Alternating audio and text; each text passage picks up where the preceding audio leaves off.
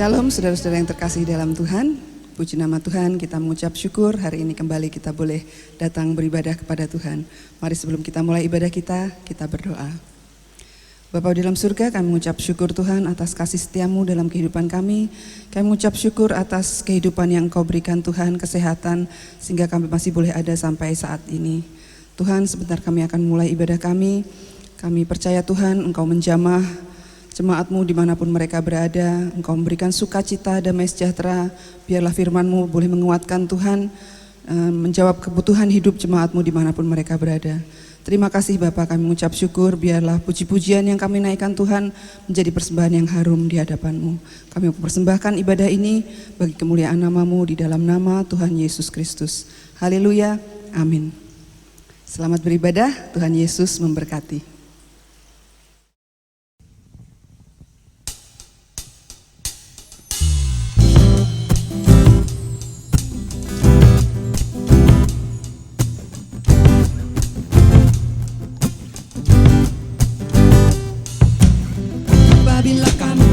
Menjadi marah, janganlah kamu berbuat dosa.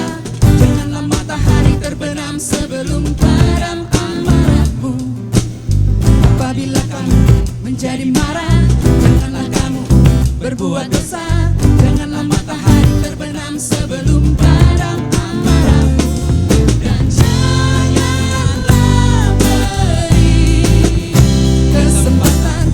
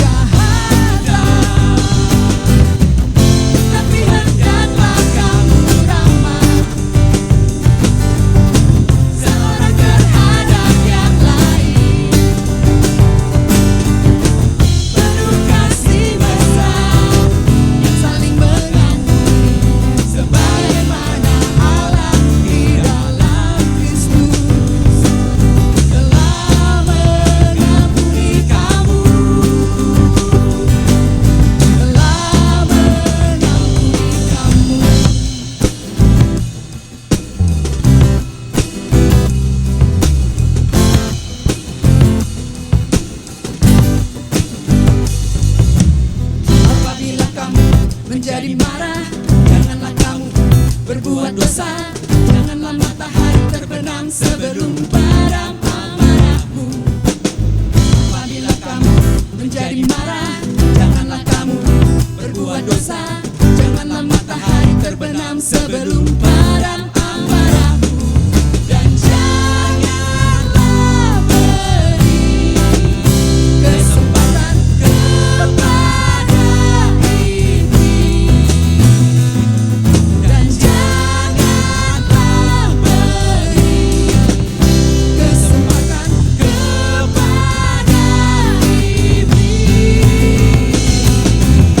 segala kepahitan, keterangan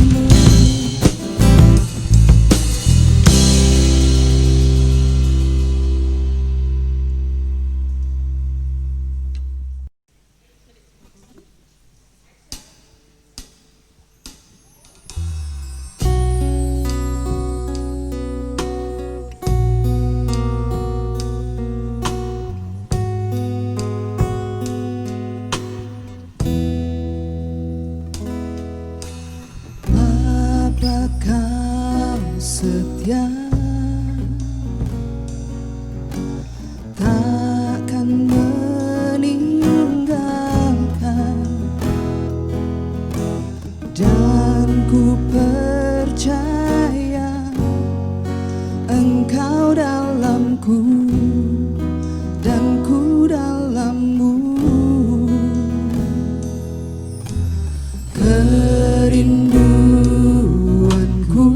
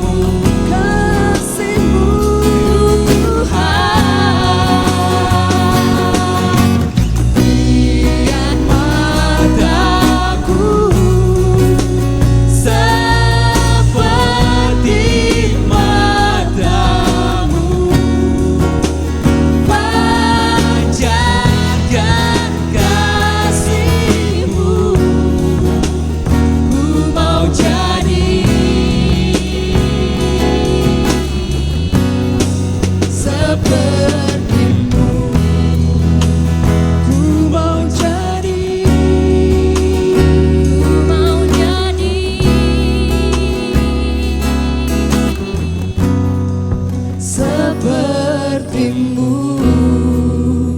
Ku mau jadi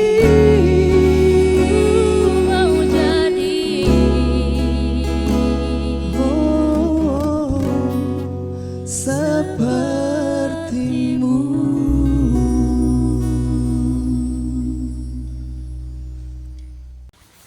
Shalom jemaat yang diberkati oleh Tuhan. Saya berharap saudara-saudara jemaat Tuhan sehat dan selalu diberkati dan disertai Tuhan. Dan saat ini kita akan belajar firman Tuhan. Sebelumnya kita berdoa, minta hikmat dan pertolongan Tuhan. Mari kita berdoa. Tuhan, kami bersyukur untuk kebaikan-Mu, penyertaan-Mu, untuk berkat-Mu Tuhan, anugerah-Mu yang Kau berikan bagi kami. Terima kasih Tuhan untuk semuanya yang Tuhan telah curahkan berikan dalam hidup kami sepanjang minggu ini Tuhan. Dan pada saat ini Tuhan, kami akan belajar firman-Mu, kiranya Tuhan mengurapi kami, memberikan kami hikmat, kebijaksanaan, agar kami bisa mengerti, memahami firman-Mu Tuhan. Bahkan kami bisa mempraktekkan dalam kehidupan kami sehari-hari. Tuhan, tolong hamba-Mu yang penuh keterbatasan dan kekurangan ini dalam menyampaikan firman-Mu. Biarlah dengan kekurangan hamba-Mu ini Tuhan, Engkau pakai hamba-Mu ini agar bisa menyampaikan firman-Mu sesuai dengan kehendak-Mu. Kami siap mendengarkan firman-Mu. Jadilah sesuai kehendak-Mu, bukan kehendak kami Tuhan. Dalam nama Tuhan Yesus. Amin. Jemaat yang diberkati Tuhan, di dalam kehidupan kita sehari-hari seringkali kita mengalami perlakuan tidak adil. Baik di lingkungan kita, tempat kerja kita, atau dimanapun kita berada. Bahkan di keluarga kita. Itu yang sering kita alami. Dan saat ini kita akan belajar firman Tuhan, yang dimana ada juga kasus yang sama dalam kehidupan kita. Orang-orang yang tidak diperlakukan dengan tidak adil. Mari kita lihat dalam surat Yakobus, pasal yang kelima, ayat 7 sampai yang ke-11. Lembaga kita berjudul, bersabar dalam penderitaan. Ayat 7 saya bacakan. Karena itu saudara-saudara, bersabarlah sampai kedatangan Tuhan. Sesungguhnya petani menantikan hasil yang berharga dari tanahnya, dan ia sabar sampai telah turun hujan musim gugur dan hujan musim semi. Kamu juga harus bersabar dan harus meneguhkan hatimu, karena kedatangan Tuhan sudah dekat. Saudara-saudara, janganlah kamu bersungut-sungut dan saling mempersalahkan, supaya kamu jangan dihukum. Sesungguhnya hakim telah berdiri di ambang pintu. Saudara-saudara, turutilah teladan penderitaan dan kesabaran para nabi yang telah berbicara demi nama Tuhan. Sesungguhnya kami menyebut mereka berbahagia, yaitu mereka yang telah bertekun. Kamu telah mendengar tentang ketekunan Ayub, dan kamu telah tahu apa yang pada akhirnya disediakan Tuhan baginya. Karena Tuhan Maha Penyayang dan penuh belas kasihan. Jemaat Tuhan, di sini kalau kita lihat konteks firman Tuhan, yaitu Yakobus, surat Yakobus ini menasihatkan kepada jemaat Tuhan, yang dimana para buruh, para orang upahan, orang yang bekerja di ladang, diperlakukan tidak adil. Mereka tidak dibayar, mereka tidak dikasih upahnya oleh orang kaya. Itu ayat 1 sampai yang ke-6 menjelaskannya. Bahkan ada orang-orang yang dimana yang tidak bisa berdaya, mereka ancam, hukum, dan dibunuh. Dan itu, kata Yakobus ayat yang keempat, itu sudah sampai ke telinga Tuhan, sudah sampai Allah mendengarnya. Dan inilah yang dinasihatkan Yakobus kepada jemaat Tuhan, agar mereka bersabar. Karena dalam situasi seperti ini, situasi diperlakukan tidak adil, secara tidak langsung reaksi mereka pasti akan marah. Coba saudara-saudara dilakukan tidak adil, pasti akan marah, pasti akan kecewa, pasti akan menggerutu, pasti akan ingin melawan. Tapi karena jemaat Tuhan di sini, mereka tidak bisa berdaya apa-apa, ingin melawan tidak bisa, bahkan dibunuh, dihukum. Rasa marah mereka itu pengen membalas mungkin ya. Kalau orang Indonesia pasti udah demo dan sebagainya, kalau nggak diberikan gajinya. Kalau kita bekerja atau kita menjadi seorang guru di suatu sekolah contoh, terus kita nggak digaji, gaji kita ditahan lah, gaji kita ditahan, bukan nggak digaji, gaji kita ditahan. Pasti kita akan mendemo, udah berapa bulan nggak dikasih gaji kita, ditahan. Pasti kita akan marah dan ingin balas dendam, bahkan ingin melakukan sesuatu yang tidak diinginkan. Nah, disinilah Yakobus menasihatkan kepada jemaat Tuhan untuk bersabar. Kenapa mereka harus bersabar? Kita lihat dalam kamus mengatakan kesabaran adalah kapasitas atau kemampuan seseorang untuk menanggung berbagai rasa sakit atau ujian dengan tenang tanpa komplain, memperlihatkan ketenangan meski dapat provokasi, tidak terburu-buru untuk mengikuti perasaan dalam bertindak, tetap bertahan meski ada perlawanan, kesukaran, dan tantangan. Itu menurut kamus arti kesabaran. Dan di sini ada 3 poin penting kenapa jemaat Tuhan dinasihatkan Yakobus. Mereka harus bersabar. Yang pertama, kita bersabar karena Tuhan pasti datang menolong. Kita lihat ayat yang ke-7 sampai yang ke-8. Karena itu, saudara-saudara, bersabarlah sampai kepada kedatangan Tuhan. Sesungguhnya petani menantikan hasil yang berharga dari tanahnya, dan ia sabar sampai telah turun hujan, musim gugur, dan hujan musim semi. Kamu juga harus bersabar dan harus meneguhkan hatimu, karena kedatangan Tuhan sudah dekat. Jadi, di sini Yakobus menasihatkan kepada mereka untuk bersabar, bukan berarti mereka bersabar biarlah mengalami masalah, pergumulan, ditindas, disiksa, dibunuh, dibiarkan, enggak.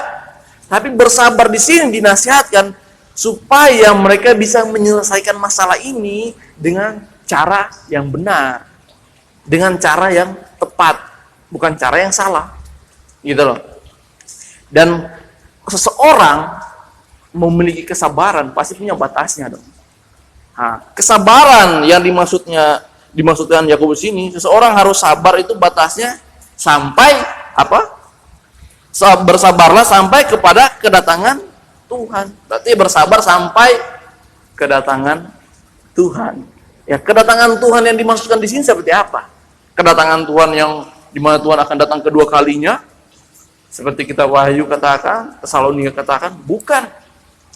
Di sini kita bisa lihat bersabar yang lebih tepat bukan secara eskatologi, tetapi bersabar di sini, kedatangan Tuhan di sini bukan secara eskatologi, tapi kedatangan Tuhan yang dimaksudkan ini praktis, yang lebih kepada kekinian, yang sekarang gitu loh.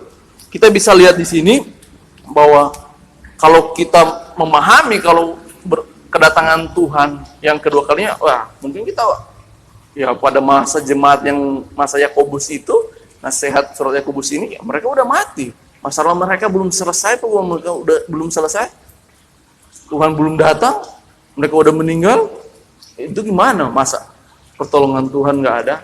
Masa Tuhan mau datang baru bisa selesaikan masalah? Enggak. Tapi bukan itu yang tepat, saudara-saudara. Jadi untuk pemahaman kedatangan Tuhan secara eskatologi kurang tepat. Yang dimaksudkan di sini bersabar yang diungkapkan kedatangan Tuhan yang kedua kali, kedatangan Tuhan ialah bahwa mereka bersabar untuk pertolongan Tuhan, yang dimana Tuhan pasti datang menolong, yang dimana lebih mengacu kepada intervensi Allah secara langsung. Jadi ungkapan bersabar sampai kepada kedatangan Tuhan itu lebih mengacu kepada intervensi Allah dalam menolong orang-orang yang setia menanti-nantikan kedatangannya. Nah, jadi campur tangan Allah yang secara langsung. Jadi bukan nanti tunggu Yesus datang kedua kalinya, bukan.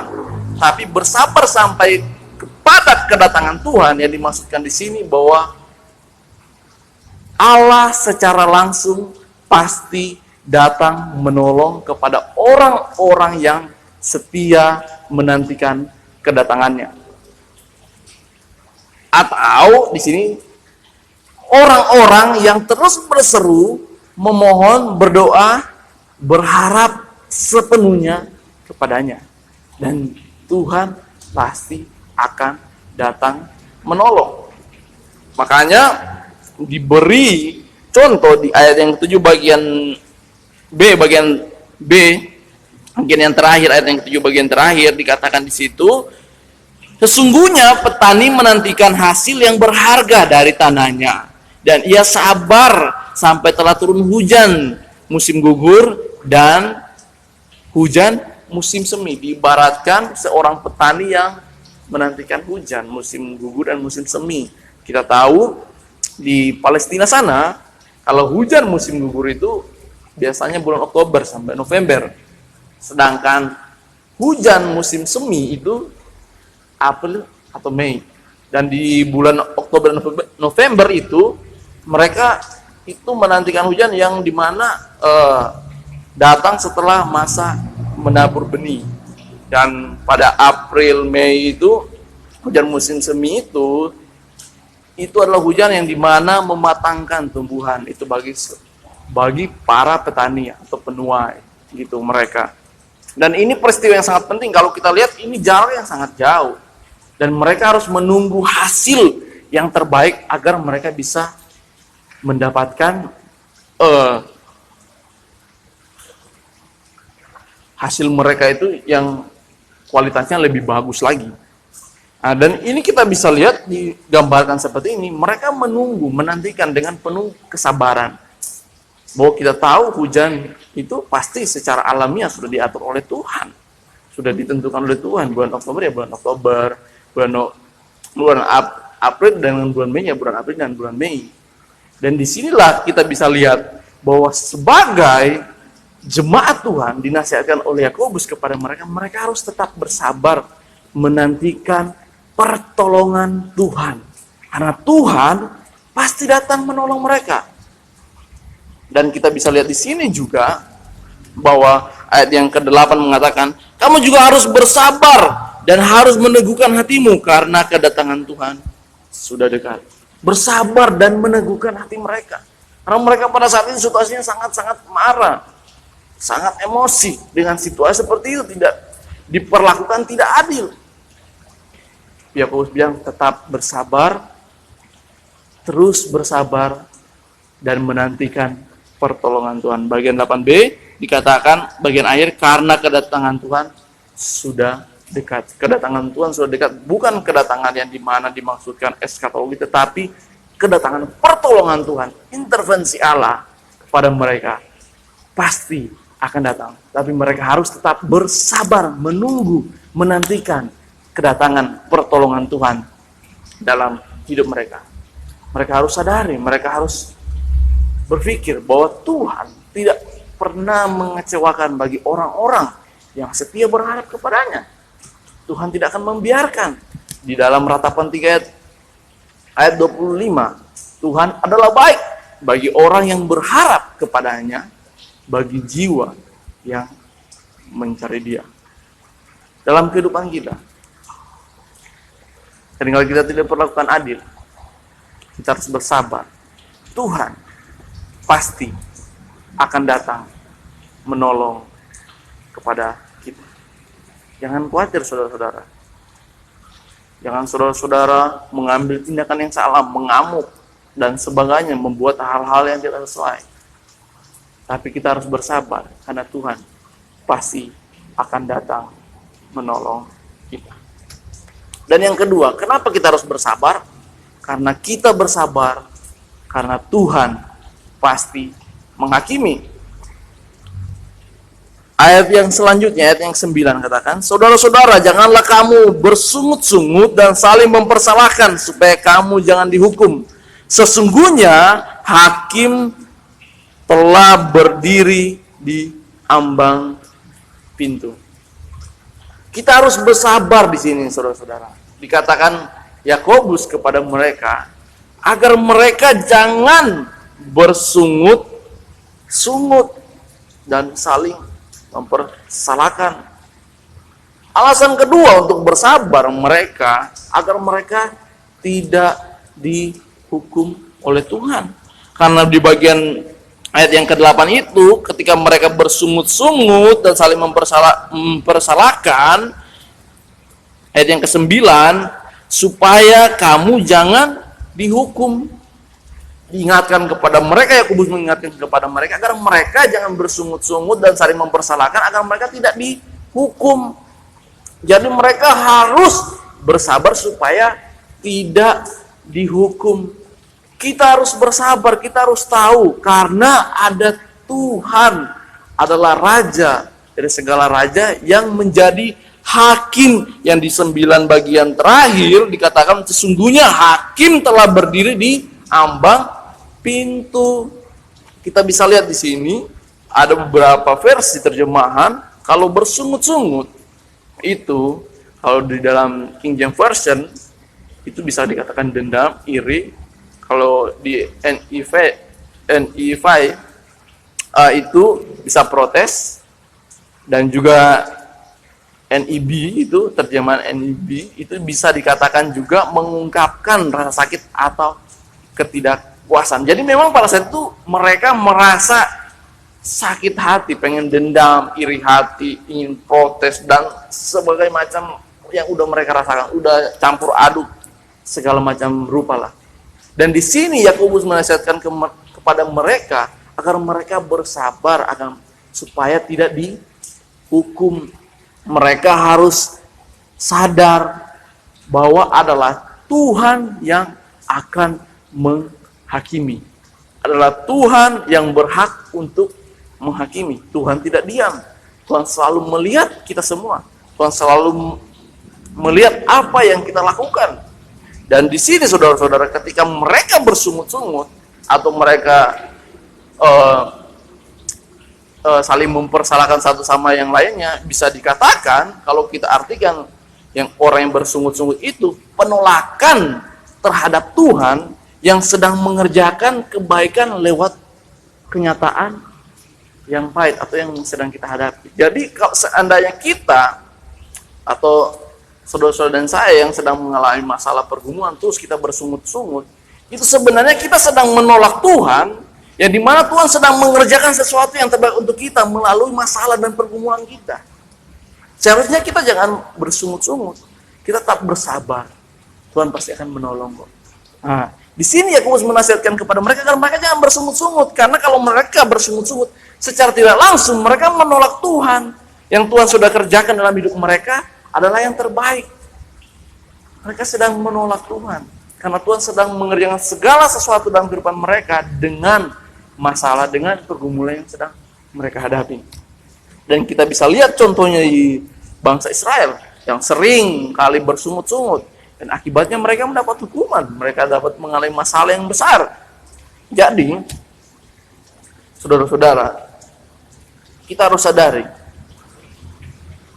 ketika kita mengalami masalah pergumulan, kita jangan bersungut-sungut, kita jangan saling mempersalahkan satu dengan yang lainnya, tapi kita bersabar karena ada hakim yang berdiri di ambang pintu. Hakim yang berdiri di ambang pintu itu dia melihat, menilai, memutuskan mana yang benar dan mana yang salah dari perbuatan kita. Perbuatan yang benar akan dapat pujian, sedangkan perbuatan yang salah akan diberikan hukuman. Semua ada konsekuensinya apa yang kita lakukan di dunia ini. Nggak terlepas dari pantauan Allah. Nggak mungkin Allah membiarkan. Enggak. Tuhan selalu melihat jemaat Tuhan yang sedang mengalami masalah, apalagi pergumulan berat, apalagi yang diperlakukan tidak adil. Tuhan tidak akan membiarkannya. Kita bisa lihat dalam contoh-contoh Alkitab yang dimana orang-orang yang mengalami masalah, akhirnya mengalami konsekuensi yang dia lakukan, perbuatannya. Dalam perjanjian lama, ada Kain dan Habel, kita bisa tahu, adik kakak yang saling bertengkar, yang tidak menyukai satu sama lain. Begitu juga kita bisa lihat Musa, banyak sekali contoh-contoh di dalam Alkitab. Daud ada konsekuensinya untuk keturunannya sebagainya. Bahkan dalam perjanjian baru juga ada Ananias dan Safira, di mana mereka mengalami kematian, dan Herodes, bahkan jemaat di Korintus yang tidak menghormati perjamuan, mereka mendapat kematian yang menimpa mereka, hukuman yang begitu berat. itu menandakan bahwa Allah tidak pernah diam, Allah tidak akan membiarkan jemaat Tuhan yang ditindas, yang diperlakukan tidak adil itu akan dibiarkan, nggak mungkin. Allah akan menghakimi. Sikap dari kita adalah bersabar. Bersabar menantikan pertolongan Tuhan, bersabar biarlah Allah yang akan menghakimi orang-orang yang melakukan kepada kita tidak adil, karena kita sangat lihat, sangat jelas di Alkitab orang-orang yang melakukan hal-hal yang tidak berkenan di hadapan Tuhan. Tuhan tidak membiarkannya. Tetapi ada penghakiman yang begitu beragam, mulai dari kelemahan tubuh bahkan hingga kematian jika mereka tidak bertobat di hadapan Tuhan. Dan poin yang ketiga, kita bersabar karena Tuhan pasti akan memberkati kita. Lihat ayat yang selanjutnya.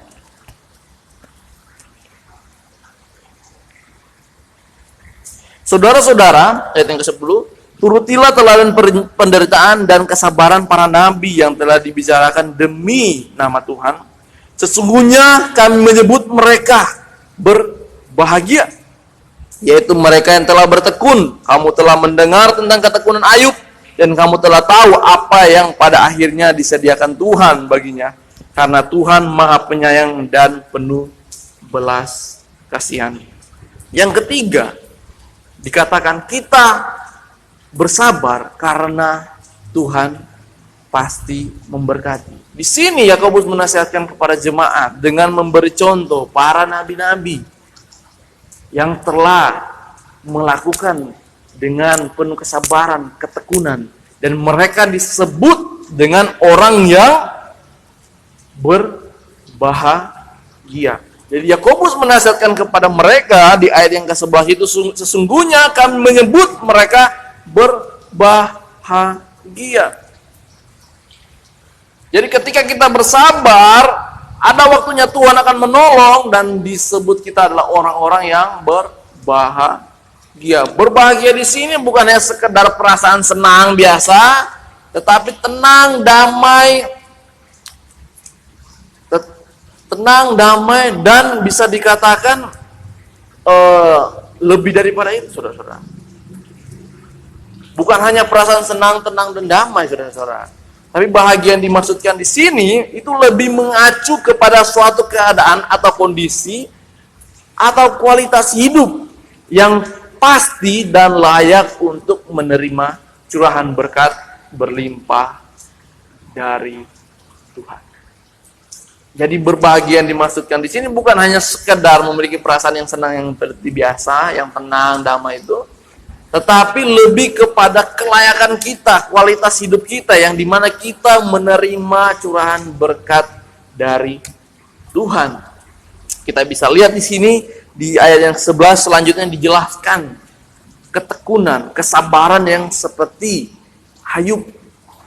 Contohnya seperti Ayub, yang dimana dikatakan di sini telah terdengar tentang ketekunan Ayub, dan kamu telah tahu apa yang pada akhirnya disediakan Tuhan baginya, karena Tuhan Maha Penyayang dan penuh belas kasihan. Kita pasti sudah tahu cerita tentang Ayub, yang dimana Ayub mengalami penderitaan, mengalami, wah itu sangat luar biasa ya Ayub itu ya. Dia begitu sabar, dia begitu mendapat tekanan dari teman-temannya, ditinggal istrinya, anak-anaknya mati, kekayaannya hilang dalam sekejap. Tapi kita bisa lihat di sini dari kesabaran Ayub ketika ia menderita, endingnya, pada akhirnya dia diberkati. Ayub padahal orang yang saleh, orang yang jujur, yang bisa dikatakan, wah dia luar biasa, memberikan kurban dan sebagainya. Tapi dia ditimpa masalah, pergumulan yang itu sangat berat, saudara-saudara. Kalau kita dalam situasi paling kita nggak bisa bersabar seperti Ayub. Kita nggak bisa seperti Ayub. Bahkan di Alkitab catat di situ Ayub tidak ada sedikit pun melakukan dosa di hadapan Tuhan ketika dia mengalami pergumulan yang begitu berat.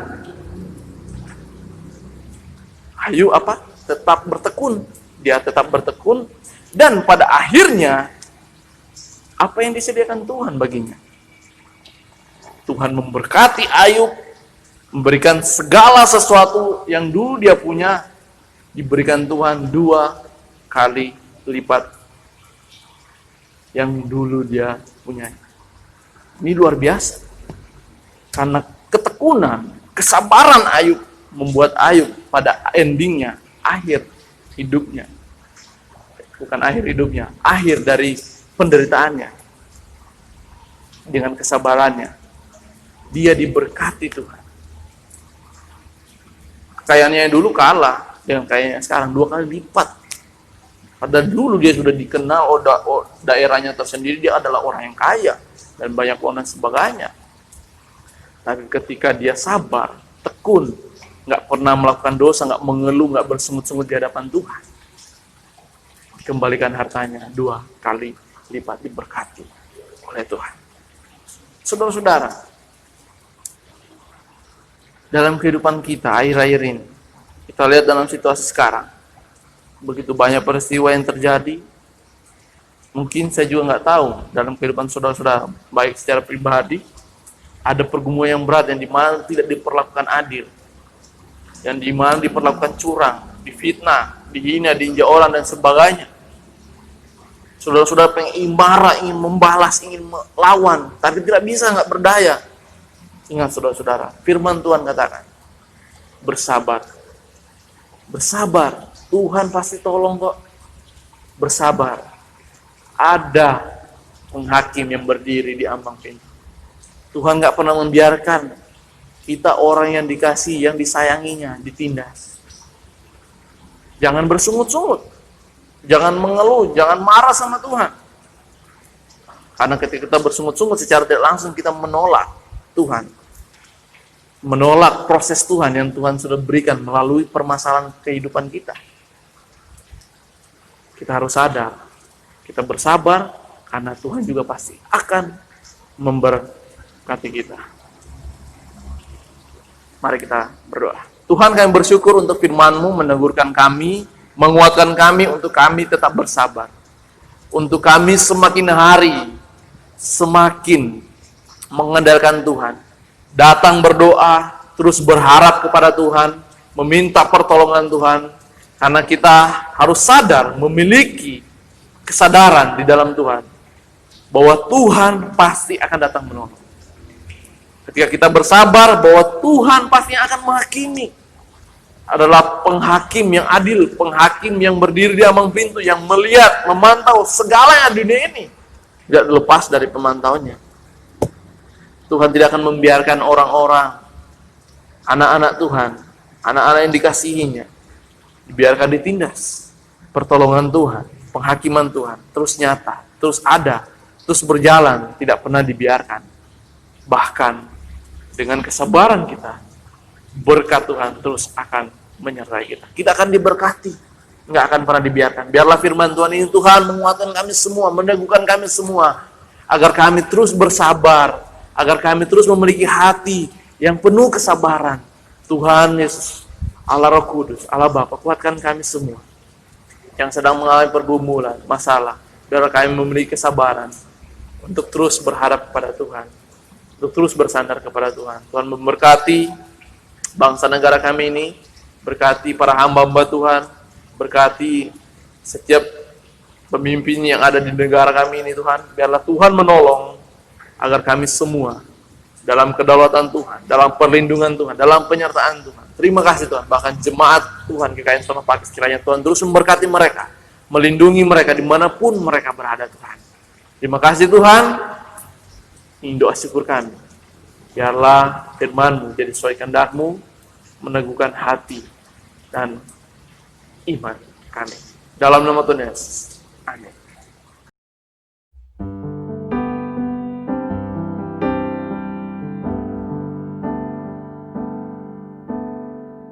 Berbahagialah orang-orang yang memegang peringatan-peringatannya.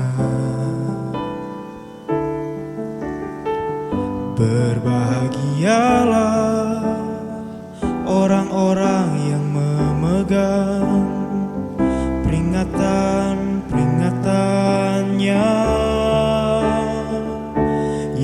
mencari Dia dengan segenap hati, yang juga tidak melakukan kejahatan, tetapi yang hidup menurut jalan yang ditunjukkannya, jalan yang ditunjukkannya.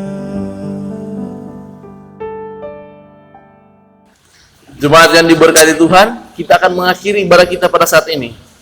Tetapi kita akan berdoa terlebih dahulu. Mari kita berdoa. Tuhan, terima kasih untuk firman-Mu menguatkan kami. Terima kasih untuk pujian-pujian penyembahan yang telah kami naikkan. Biarlah ini semua berkenan di hadapan-Mu Tuhan. Dan pada saat ini kami akan menutupi ibadah kami. Biarlah Tuhan terus memberkati kami. Terimalah berkat Tuhan. Damai sejahtera Allah yang melampaui segala akal akan memelihara kita semua. Mulai saat ini, esok sampai selama-lamanya. Dalam nama Bapa, Anak, dan Roh Kudus. Amin. Selamat hari Minggu. Tuhan Yesus memberkati.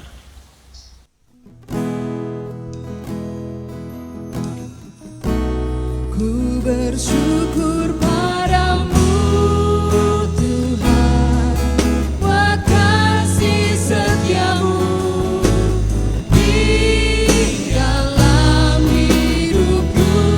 Anugerahmu besar bagiku, di setiap langkahku. Ku memujimu, ku bersyukur padamu Tuhan, buat kasih setiamu di dalam hidupku. Anugerahmu besar bagiku, di setiap langkahku. Ku memujimu, ku memujimu, ku memujimu.